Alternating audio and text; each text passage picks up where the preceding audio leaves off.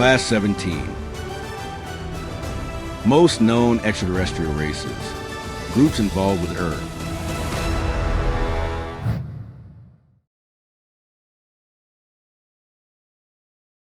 Hello! Excited to be back and excited for today's episode. Today you are going to learn or recap, if you are already familiar with this topic, a lot of interesting details regarding some of the major extraterrestrial races we know to be involved with Earth, in the present or past, or both. In previous videos, we established that we are not alone in the universe, that there are thousands of intelligent species out there, and that they are generally benevolent. Now, it's time to hone in on some of them. As I explained in video number 6, life is not the exception. It is the norm in the universe.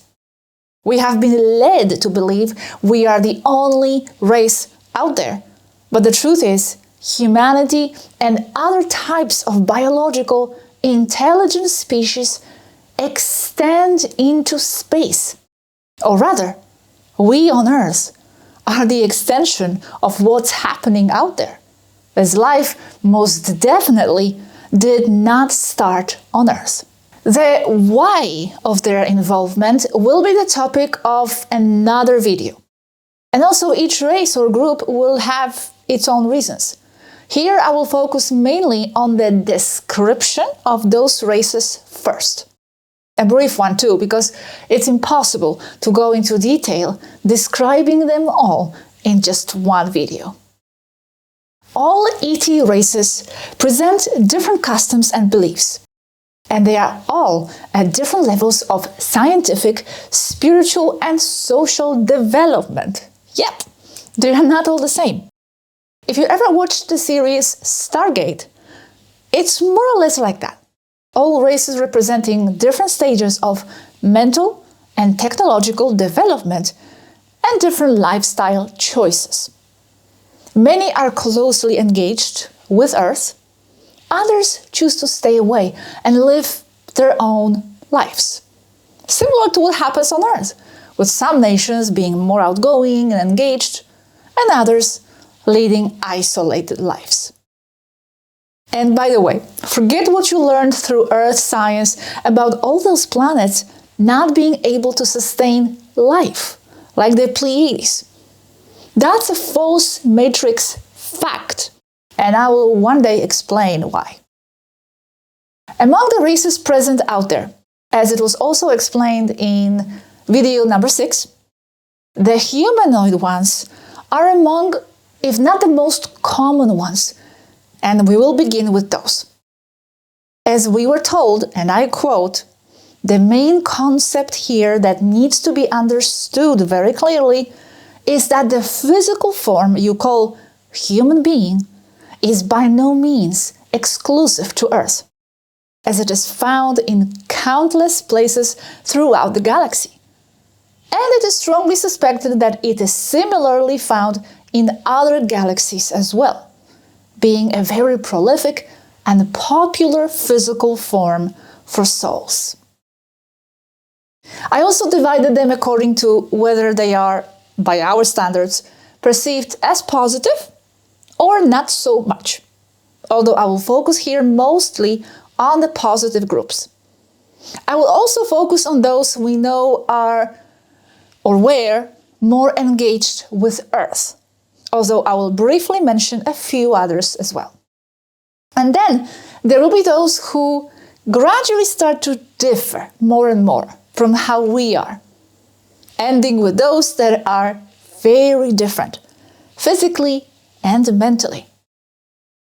And lastly, keep in mind that these are not all the races out there, by no means. And some are Federation members, others are not. So get yourself some snacks and let's begin this journey through space, because it will really be like a journey.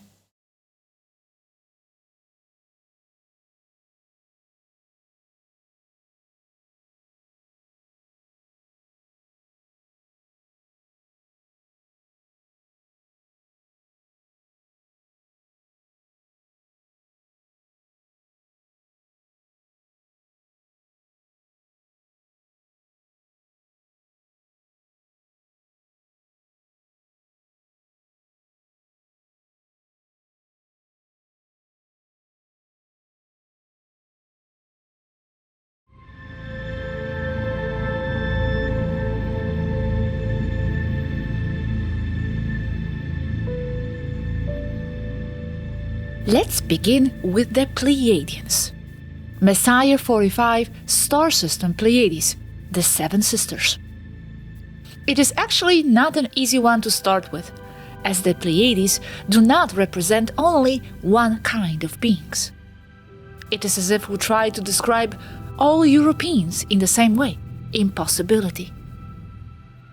As we were told, there are 11 main interstellar civilizations within Pleiades, with some that are not, mostly by choice. They are fully biological, physical people. I will describe 3 of them, and they belong to the so-called Nordics. Let's begin with the one I am personally most familiar with. You will find out why in the very next episode. And that is Taygetan Pleiadians from the star system Taygeta.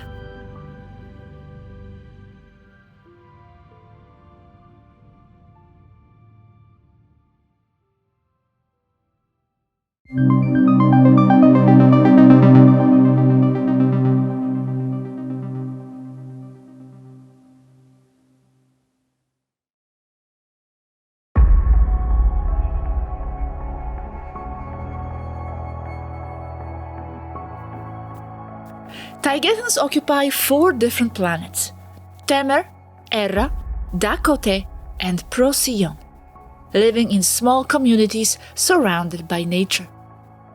They are from the same Lyran branch root as us, so they look very similar to us, specifically resembling someone between a Scandinavian and Eastern European. Blonde to brown hair, light skin, and blue to green eyes. Females are about 1 meter 70 centimeters, with men reaching 2 meters and beyond. If you saw one walking down the streets, you probably wouldn't notice anything that unusual about them. They usually look young, fit, and attractive, but they blend very well with humans. The main physical difference between us is the DNA. Theirs mostly being 12-strand 24 chromosome, heightened nervous system, and no brain cerebral lobes. Their language is verbal telepathic, meaning they load their words with additional meaning grasped telepathically, and it is similar to Earth's Navajo language with a touch of Japanese, because of the Taygetan influences there. By the way, a lot of star races use the verbal telepathic mode of communication.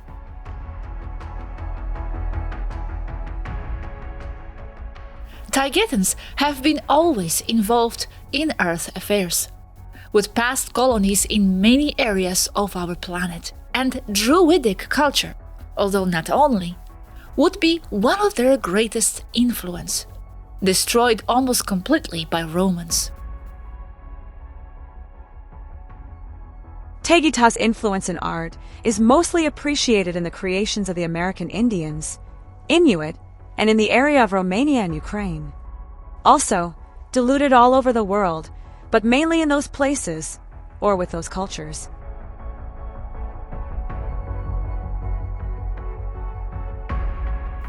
They are part of the Galactic Federation through the Council of Alcyone, which is an organizational body overseeing all the Pleiades.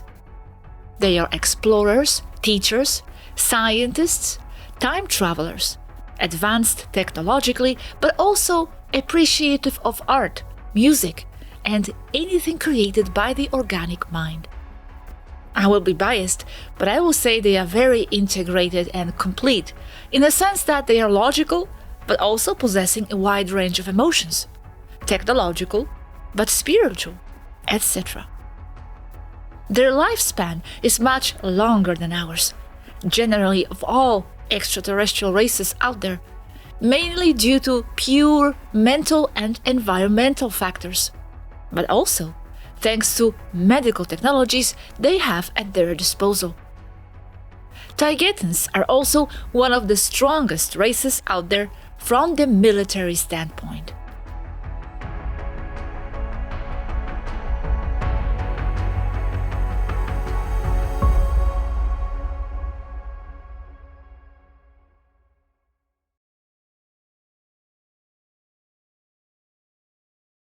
Engans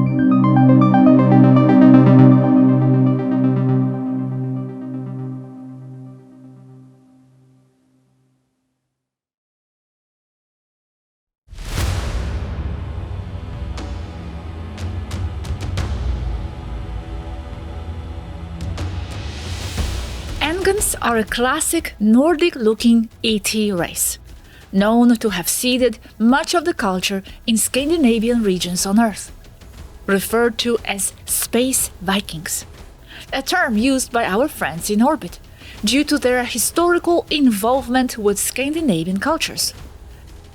They are reflected in Nordic and Viking sagas, art, music, and architecture.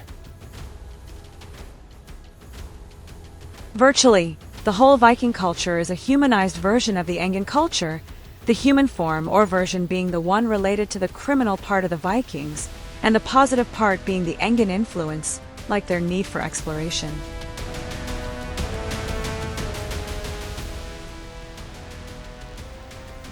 They are among the most influential Pleiadian races, with different past involvement in the development of the human race on Earth, highly interstellar and benevolent. Engans occupy 3 planets orbiting the Pleiadian star Electra and are the strongest group in the Pleiades in a military sense, with the responsibility of protecting Pleiadian airspace. They are a very old warrior race, characterized by a strong sense of ethics, equality, and honor, blending the old with the new. They also resemble Scandinavians, but are somewhat bulkier and shorter than the Taygetans. Together with many other stellar races, being simply more people, Engans are responsible for implanting many concepts associated with human or humanoid-looking gods and goddesses, like those in the pantheon of Greek, Roman, and Scandinavian deities. They were taken as gods and goddesses by cultures of old on Earth because of their high technology and their affinity to directly implant useful concepts onto humankind. Concepts like metallurgy, agriculture, and philosophical ideas. This also applies to Taygetans and many other races.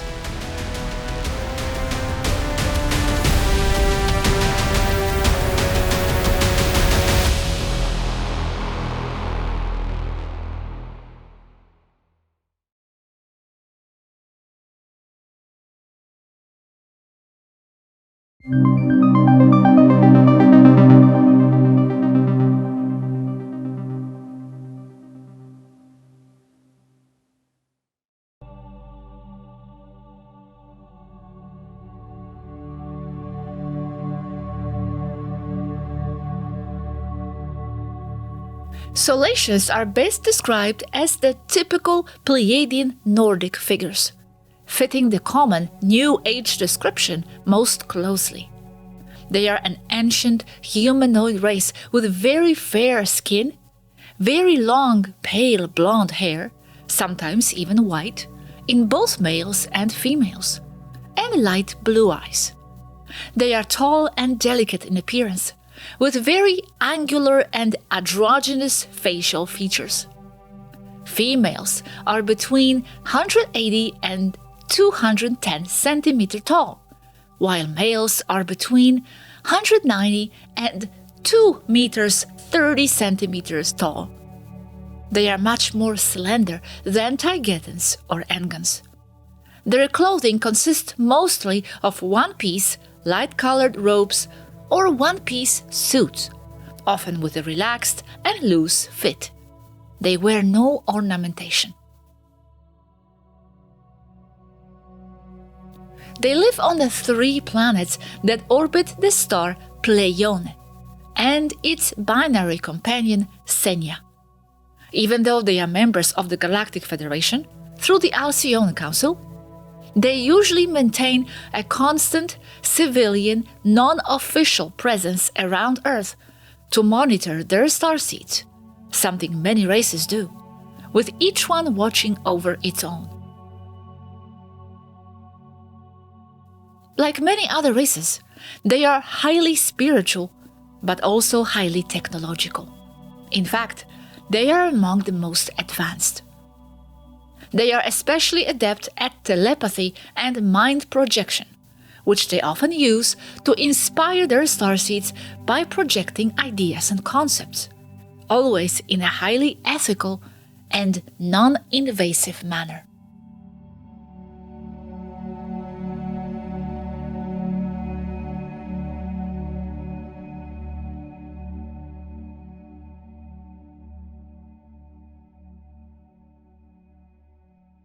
At this point, and before moving on to other star nations outside the Pleiades, I want to briefly mention that there are many others within the Pleiades, such as Eloh, Elohi, Naph, Elios from Asterope, with different names referring only to variants of their different but interconnected civilizations.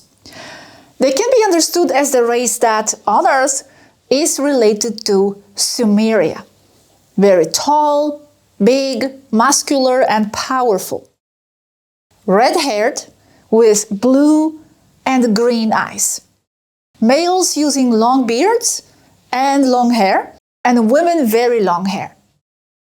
As we were told, they have a conquest mentality, only challenged by their overall good intentions and positive attitude, loving to seed civilizations with all kinds of knowledge and clothing, as in ancient Greece and Sumer, Babylonia. Another interesting Pleiadian race, and the amazing fact. Do you know the Mayan people in Mesoamerica and the Native American Hopi? Well, they are actually closely related, if not exact same race, as the Pleiadian Maya / Molus / Hopi from Maya, the Pleiades' fourth brightest star. Same people. That's why the same name, with colonies on Earth. Known to have influenced several Native American cultures and closely associated with the Maya people in Mesoamerica in the past, although not showing much activity in recent years from what we were told several years ago. They are red-skinned, so to speak, with abundant red hair and characteristically bigger noses. Now, what official science doesn't know is that, or I think so, is that there are actually two Mayan civilizations. The original interstellar one, who returned home to the Pleiades, having left a lot of structures and influence, and Proto-Mayans, who came later from surrounding cultures, took over many of those remains and customs, and they misinterpreted them in their own way, such as sacrifices, for instance. It's something that also happened in Egypt, by the way. Okay, we are going to have to leave the Pleiades for now, even though there are many, many more very fascinating races there. And we will briefly look at 4 other humanoid groups very involved with Earth. And after that, we'll begin to learn about those that are more different from us.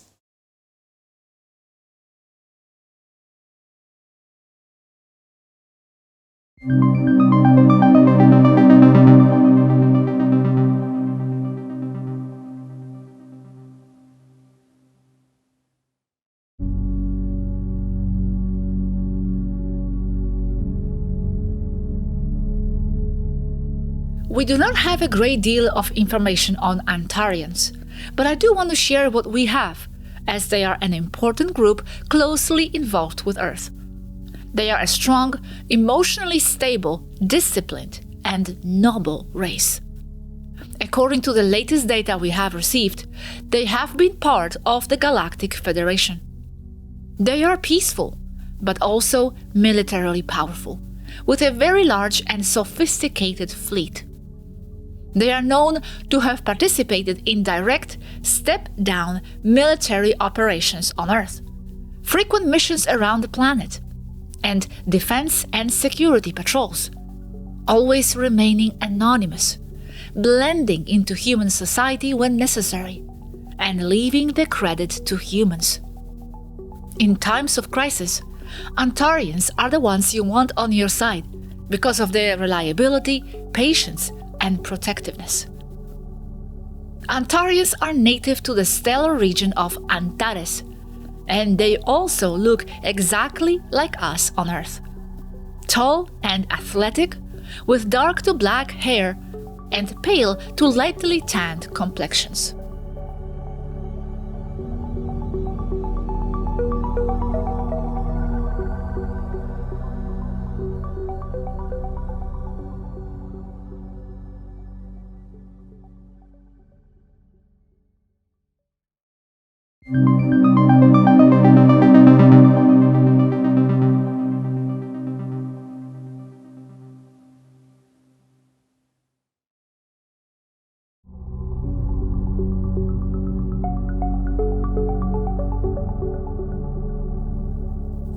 Centauri, also called Alphatans, are the Galactic Federation members most closely related to humans on Earth.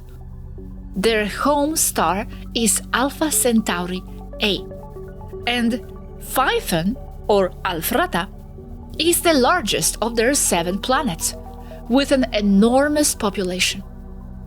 According to the stellar records, the native population was wiped out long ago by an invasive species, and the planet was subsequently turned into a farm prison world where humans from Earth were abducted and kidnapped as slaves using ships and portals. As a result, and to make a very long story short, the Galactic Federation decided to intervene physically and freed the human slaves. With Federation races serving as mentors, they established a new society there and eventually joined the Federation themselves, forever grateful for what had happened. This has made them one of the Federation's most loyal members, and by far the most active and numerous race near Earth. Since they are essentially descendants of humans from Earth, their appearance varies, with the most common phenotype now being that of Latinos. They are deeply integrated into the Galactic Federation, holding many positions within it and, according to what we have been told, strictly obeying all of its regulations and policies. This places them in conflict with some other races that are more questioning and rebellious. They are the stellar race with the largest number of step-downs operating directly on Earth. Step-down is a term referring to a fully extraterrestrial individual who comes to Earth to carry out either a short-term task or a longer assignment.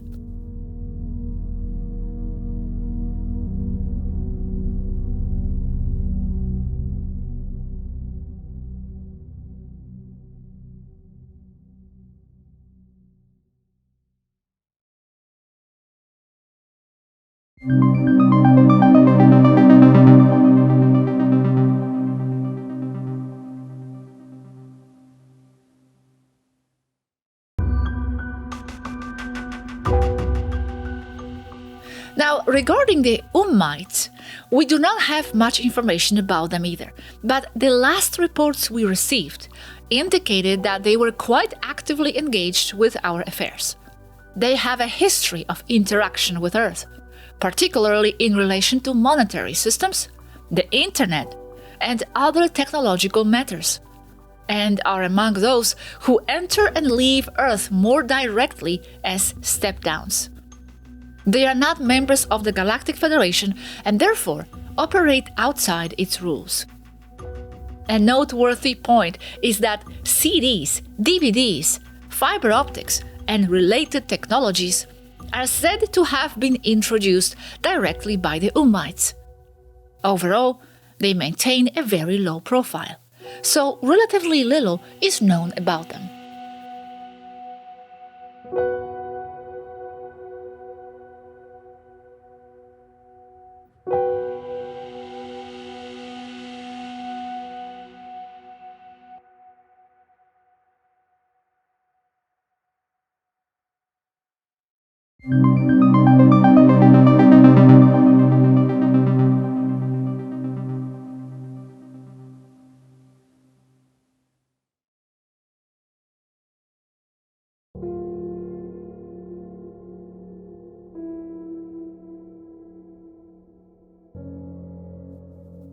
The last group I want to dedicate a portion of the space to is the enigmatic and mystical Caristus. They are not members of the Galactic Federation, and relatively little is known about them because they also prefer to keep a low profile, although they remain active and involved. Associated with Jupiter as their home, the Caristus have influenced much of our history over the years through a persistent effort to guide Earth's religions toward more positive paths while attempting to neutralize the negative intentions of those who manipulated and shaped those religions. The Caristus are a positive, protective, and loving race, but they are also known to be fierce warriors. According to Caristus mythology, all Lyran people, now spread throughout the galaxy, are Caristus hybrids or starseeds. They refer to this as a lineage at the soul level, not merely a biological one. As a result, they have a different interpretation of what is happening on Earth. However, I would be lying if I said I could explain exactly what that interpretation is, beyond the fact that, for them, the conflict on Earth is the ancient duality playing out, with two groups of souls competing for Earth on all levels of existence. Caristus-aligned souls, positive, and Vlash-aligned souls, negative factions. Together with the Alfratans, Centauri, they are the most numerous non-human species involved in working and, at times, literally fighting in favor of humankind.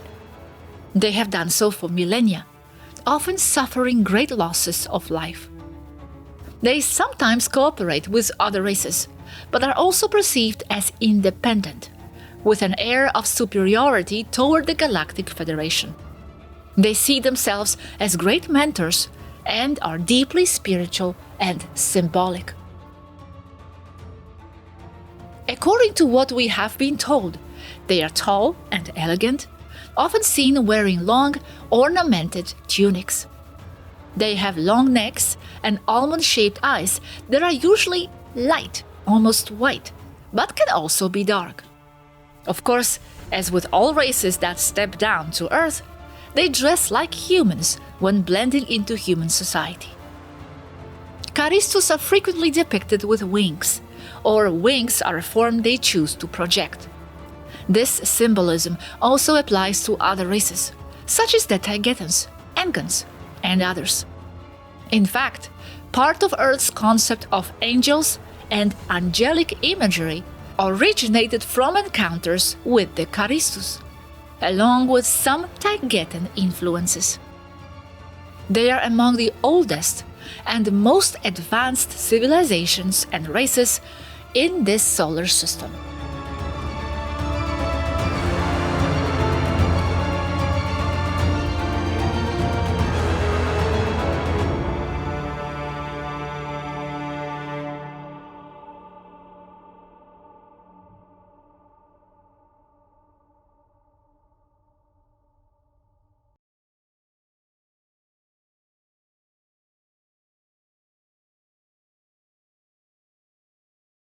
Okay, excellent. We are covering a lot of ground. Just keep in mind two things. All these descriptions are, of course, very general. And second, they are based on what was shared with us by our friends in orbit, about whom I will actually talk in the very next video. It will be a surprise. But going back to the ET races, do you feel drawn to any so far? I know I have my picks. However, wait, as we are nowhere near talking about who else is involved. We will now begin to talk about other humanoid races, meaning those with a head, arms, and legs. But they will already be different from our average human on Earth, not a Lyran template anymore. In other words, these are not blendable with the human population and are not directly involved as step-downs. They have other methods of entry, like immersion, hibernation pods, which we will talk about in the future. Okay, we'll begin with the Andromedans, then Sirians and Arcturians, all generally benevolent and members of the Galactic Federation.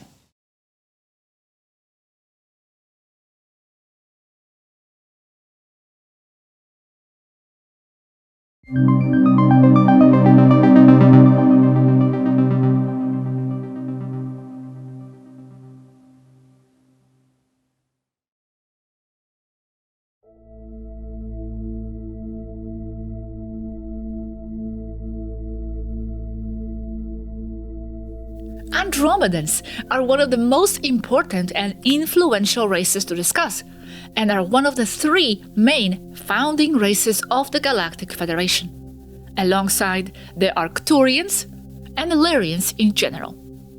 They are an ancient species. As they themselves explain, they have no home planet, as it was destroyed several million years ago due to internal conflicts. They now live and operate exclusively from enormous ships that contain everything they need. One class of their ships consists of round biosphere-based ships, each housing several million inhabitants. Another class consists of smaller triangular biosphere ships that are also fully self-contained, exceeding 800 kilometers in length.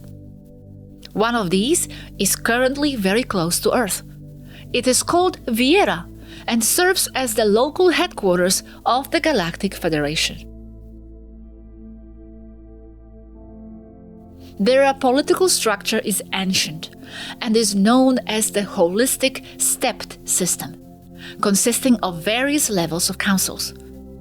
It is a system adopted by almost all advanced stellar races or variations of it. Their beliefs include concepts of karma, as it is known in Eastern traditions on Earth, because, in fact, it is in those cultures that Andromedan influence is most evident, with the most recognized Andromedan being the god Shiva.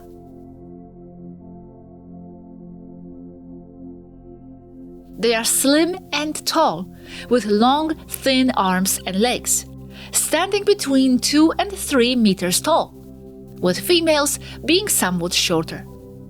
They have light, baby blue skin that is smooth and hairless, including the head, eyebrows, and eyelashes. Their most common clothing consists of beautifully ornamented, embroidered, and engraved one-piece robes. They wear a great deal of jewelry, especially the females. Their movements are slow and calm. They are very peaceful, analytical, and logical, with a more restrained emotional range than races such as the Pleiadians, which sometimes causes friction between them. They are exceptional shipbuilders and healers. Their involvement with Earth is mainly that of being advisors and of logistical support for the other races, thanks to their large ships. However, they also do observations and research work in the areas of terrestrial radiation, volcanology, and seismology.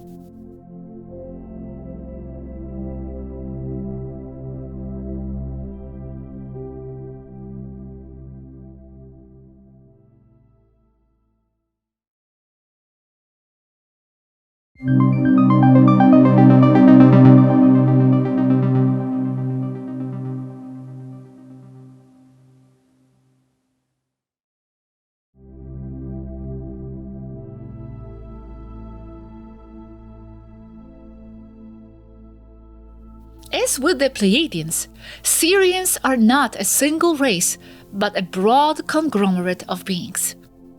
They are also members of the Galactic Federation. They are based on Series A, across multiple planets. They are advanced humanoids with dark copper-colored skin, often with a slight blue tint, and possess mild amphibian DNA, Although they do not have a uniform appearance, some have facial features that are distinctly Egyptian. They were strongly involved with Egyptian civilization during the post-Pyramid period, and also maintained extensive contact with the Maya. The Syrian races are generally more emotionally oriented beings. The dominant Syrians on Sirius A are semi-aquatic, although not all of them are. They have a deep appreciation for sculpture, architecture, and art. Throughout Earth, many mythologies mention advanced aquatic beings who imparted knowledge to humanity. These accounts refer to them. However, keep in mind that multiple Syrian groups influenced Earth, not just one.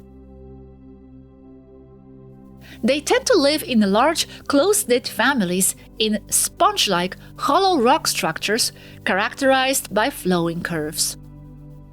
Architecture of the style can be seen throughout Barcelona. Art Nouveau may very well have been influenced by the Syrians. Not all Syrian starseeds incarnate in humanoid bodies. You might be surprised to learn that many of them are actually cetaceans, dolphins and whales, which, in terms of spirituality, are considered to be more advanced than humans.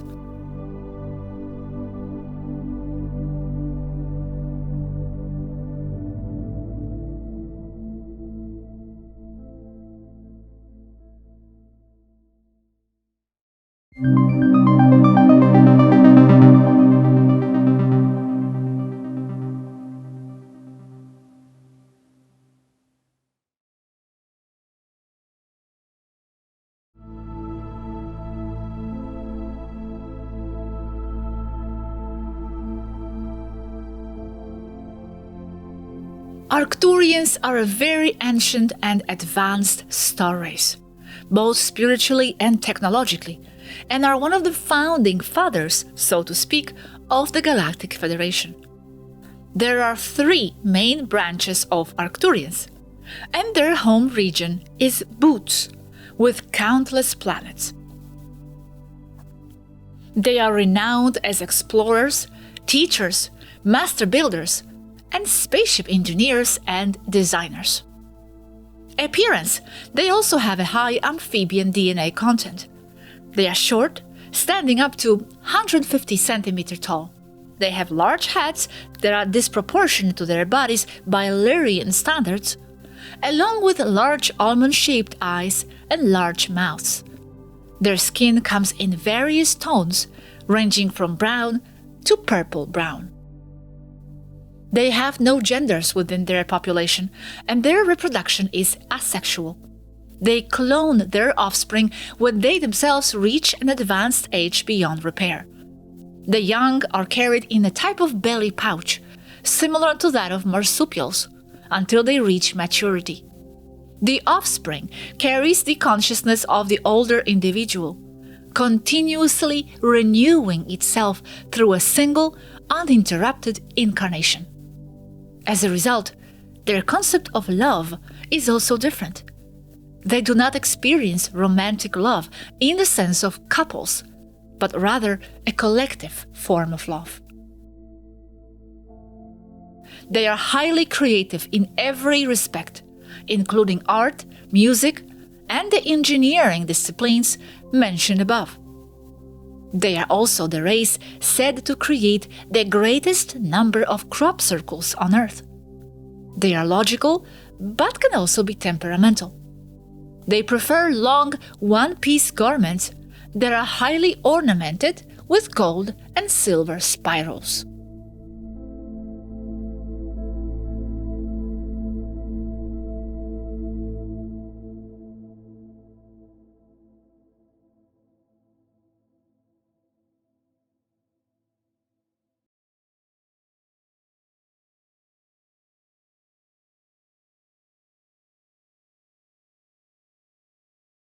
Are you enjoying this stellar journey? I know I really enjoyed preparing the graphics for this video. Now, before we move on to a few other races, ones that will look very different from us, and then end with some that are not so positive, I also want to mention another very interesting positive race, and that is the Sasani. I don't have much information on them, but they are also involved, so they deserve to be included. They are a small stature humanoid race, about the average height of a 10 to 12-year-old human child. They naturally look like children and never grow to what other Lyrian races would understand to be an adult. Their proportions are almost like those of human children. Their skin is grayish in color. They may have some genetic association with some Zeta gray races, as they also inhabit the region of Orion. Only the females have hair very pale in color, and they wear simple-looking, practical clothing mostly, although they have also been seen with highly elaborate and ornamented clothes and robes. They are very wise, but also joyful, humorous, and happy. Okay, now I will turn your attention toward totally different kinds of races. Important ones. But before I do, I will ask you one thing, and that is keep an open mind. And I say this because I know this may be much for some, almost a fantasy. Well, reality is much wilder than any fantasy ever written, I'm afraid. And you will see what I mean very soon. I wasn't even sure if it's time to introduce these two races at this point, but I decided I'm not going to assume you are not able to handle it. I will present what I know. And how you react to it, well, it's okay either way. You are still here watching this video until this point, a sign that you are open and curious. So it's good already as it is. Let's talk about two major dominant stellar races, one being a feline one, the Urma, as our friends call them, and then the Alpha Draconians, basically stellar dragons. Dragons? I know. Just wait. Here it is.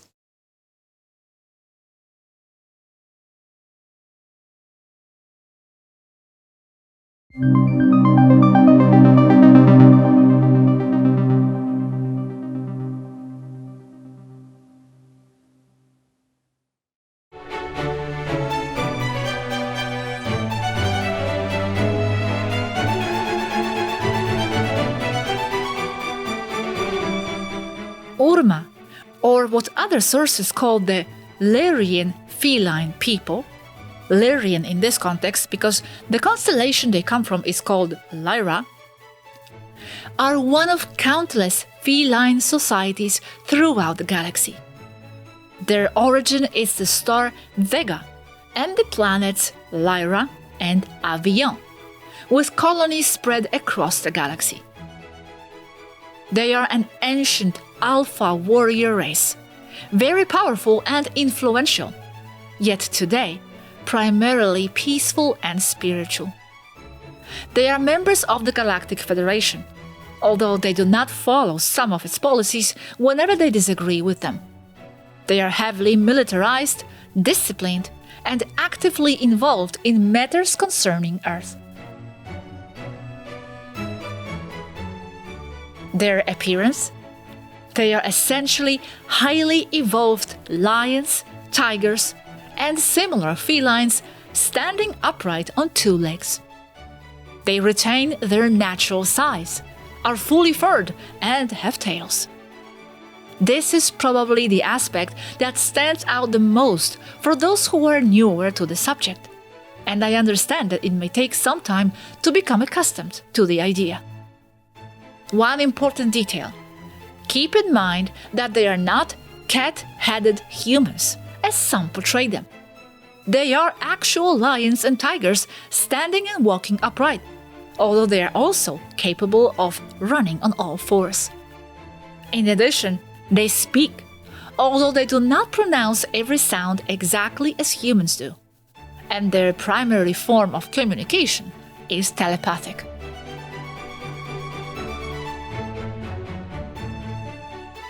They are grand in every sense, believing that everything should be magnificent, richly ornamented, and powerful, including their fashion, music, and architecture. Males use high-tech armor, but also ceremonial, as Romans, all gold with long red capes, resembling epic Greek, Roman, or Mesopotamian military attire. In fact, there is said to be a strong Urma influence on Egypt, Sumer, Rome, and Greece, most visibly reflected in architecture. Egypt, as in the ancient Federation base and starport beneath the Giza Plateau. They are very loving, family-oriented, affectionate, and protective, yet they can also be fierce and proud, knowing well how to establish boundaries and take care of themselves, much like our domestic cats. The Urma, in fact, claim domestic cats to be their starseeds and family. They are highly ethical, courageous, direct, and loyal.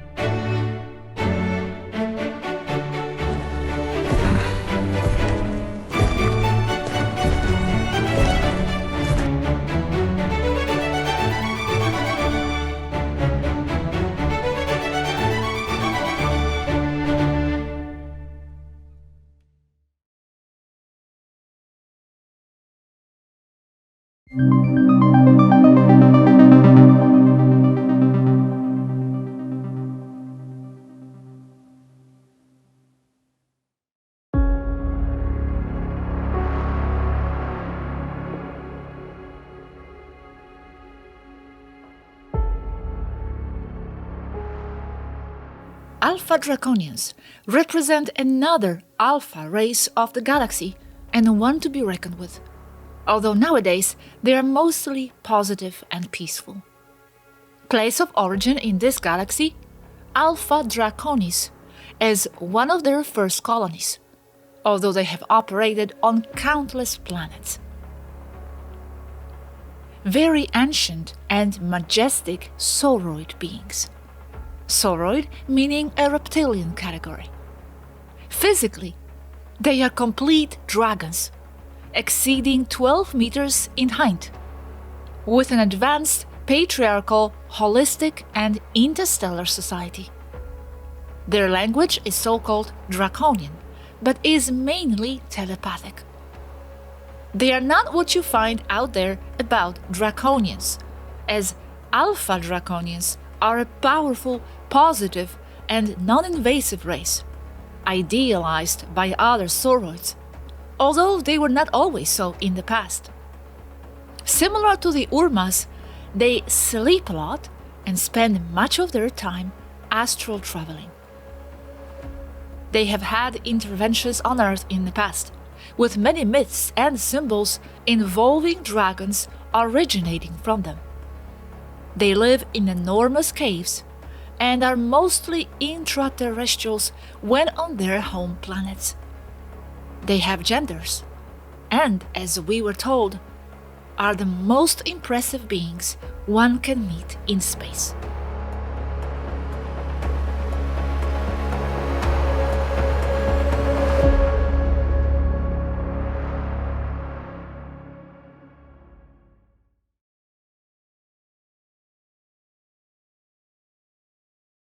So what do you think?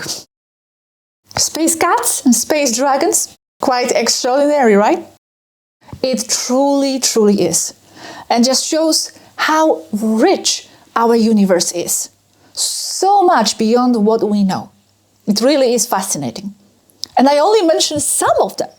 There are so many others that I don't have time to include for now. Like, for example, canines, Procyon, Yael, mantis, or aviars, and many, many, many others. The varieties are just endless. And before we go to the final groups that are not so positive or not at all, because you should know about those too, I want to mention tall whites or Malakak, not Federation members, as some of their factions are known to have directly engaged with world governments through treaties. And according to our stellar friends, they are opportunistic and not to be trusted, hermetic and not empathetic. They are tall, slim, albino types.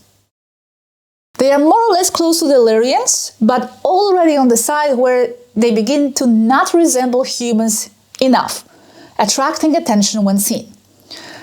Similar a little to white-haired Pleiadian Solations, but a totally different race.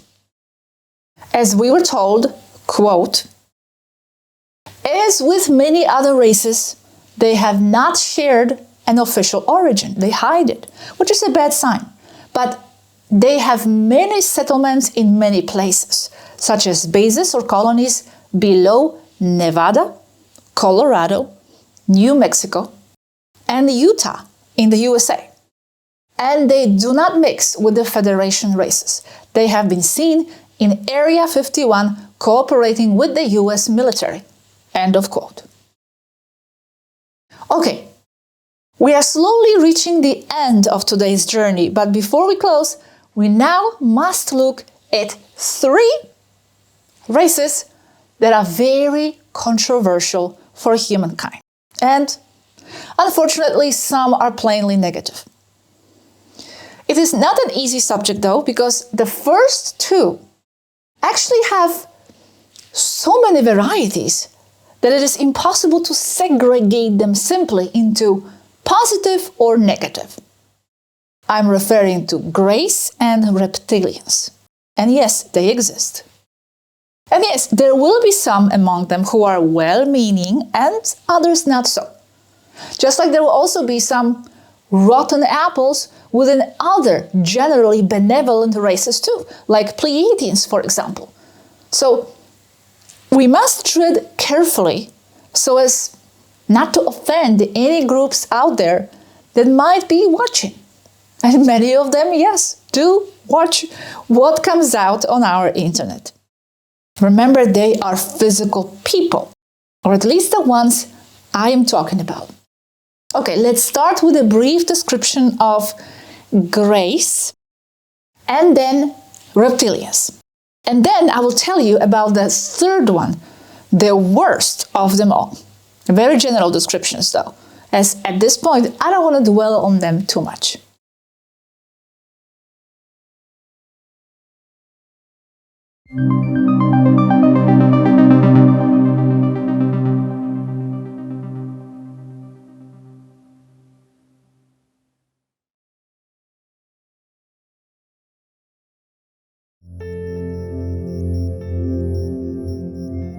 Greys are the most common kind of ETs with which people on Earth are familiar.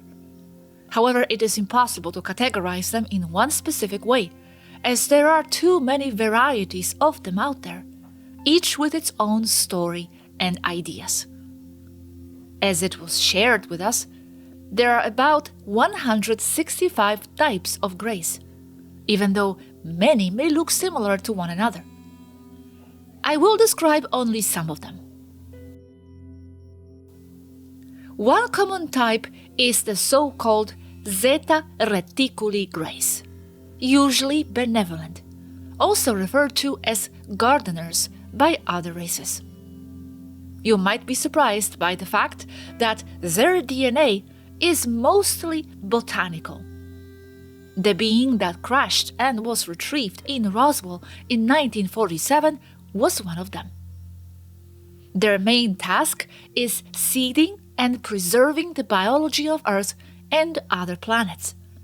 And they are the ones behind many benign abductions, although the subject of abduction is complex and will be addressed in another video.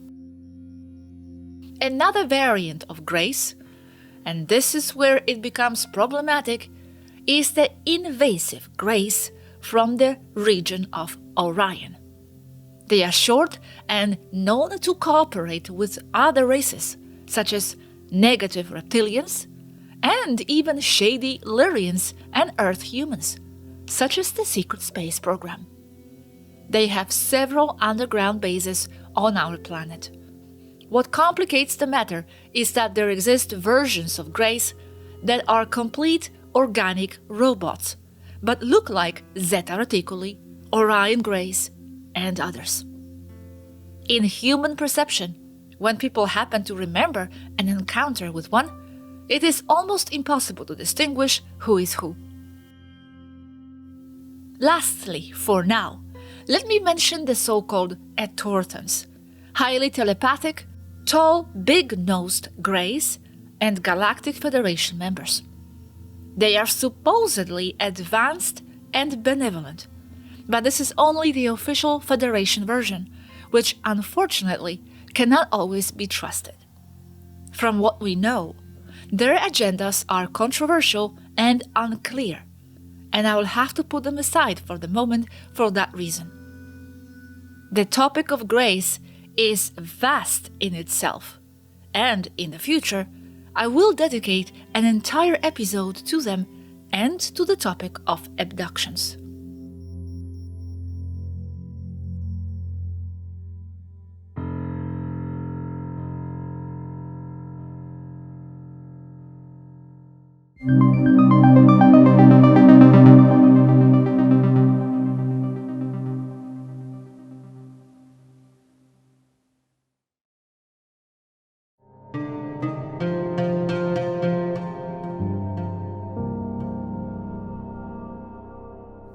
Just like with Greys and many other species, Reptilians are not just one kind.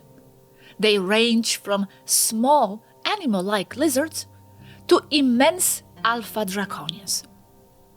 Those that are on Earth have been present here since before the arrival of the first Lyrians to this planet, and they are regarded as their own.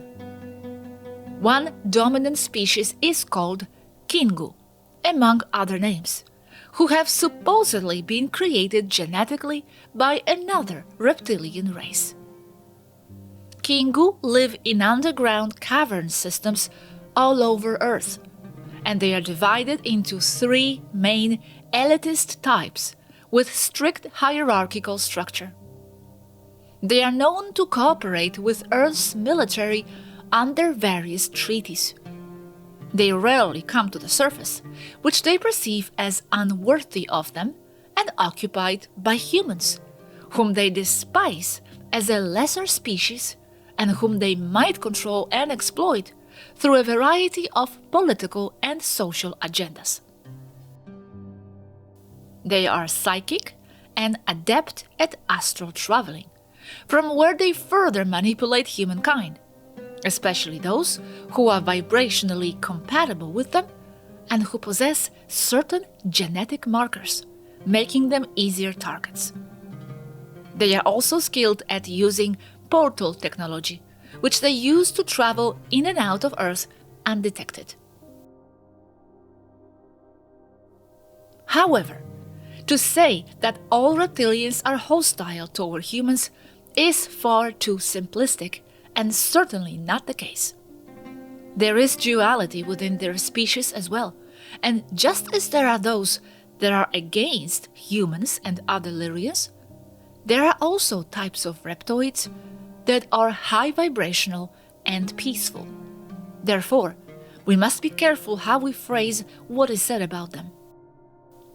Much more can be shared about this conglomerate of species, and one day it will be.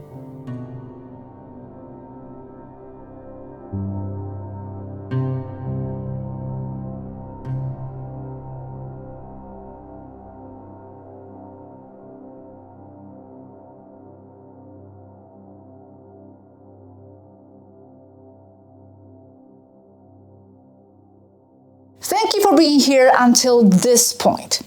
And if you lasted this long, I'm going to share with you one of the least friendly groups out there, the so-called Maitre, or tall greys, reaching about 2 meters. They were bioengineered artificially from a combination of reptilian Draco and Zeta Reticuli grey DNA. Totally amoral and devoid of any compassion, very robotic. They are extremely dangerous and, lightly speaking, like to feed off our energy of fear and suffering, of what is called louche energy, generated in those states. They can't really roam freely through the galaxy due to their low frequency alone, because the majority of places out there would be toxic to them, incompatible, and that's why they focus on Earth and on maintaining the energy on this planet as low as possible, wanting total control, although they also have a colony on Mars. And yes, they are one of those non-human groups that are secretly manipulating the agendas on Earth that I have been mentioning in earlier episodes. But not worth talking about them and giving them more attention at this point. Let's keep our frequency fearless and high, as that is actually what repels all those regressive groups the most. Also remember, we are never alone and are accompanied by a magnitude of benevolent races, some mentioned above, others more etheric. And on top of it, we are always also accompanied by the strength and presence of our own multidimensional self, individually and collectively. I know you will ask, does that magnitude of races, though, some mentioned above, physically help us combat the negative influence of the regressive ones? A very complex subject. And I really can't go into it in detail now for lack of time, but in short, yes, some more actively than others. Remember though that a lot of things are also simply allowed to play out on Earth for a variety of reasons, and some even political. And it is the subject matter of many discussions even within the extraterrestrial groups themselves, of how much to permit, how much to allow, how much not. With Earth being definitely a highly disputed region. Many ET races do protect humanity to a limited extent, but most of them deliberately avoid solving humanity's problems for us, so it is very important not to perceive them as some sort of saviors, as they most definitely are not. And they do not want to be seen this way either. Hence, most of their assistance, if any, because many races choose to stay passive, is done undercover and behind our backs. But anyway, this particular subject about what they do and do not do is huge in itself, so I must leave it for another time. This was just an introduction to who some of them are, what they look like, their general portrayal. In the next video, surprise, I will finally tell you what those enigmatic stellar friends I have been alluding to are. Yes, I will tell you about the source of all this information I'm sharing in Space Academy. And for that, I will invite a special guest, and we will both tell you more about our experience and interaction with our friends from orbit. It will be a friend and workmate from Spain, Robert, with whom we together had the privilege of having had this experience. We will tell you which star group all this information came from directly. And yes, it is one of the races mentioned in this video. Maybe you can guess which one. Anyway, many important subjects are ahead to cover, so stay tuned, subscribe if you are not already, and I will see you very soon. It was a relatively long video, but I hope it was worth your time. I certainly enjoyed sharing and preparing it for you. Thank you for being here, and I will see you and Robert in the next video. See you soon!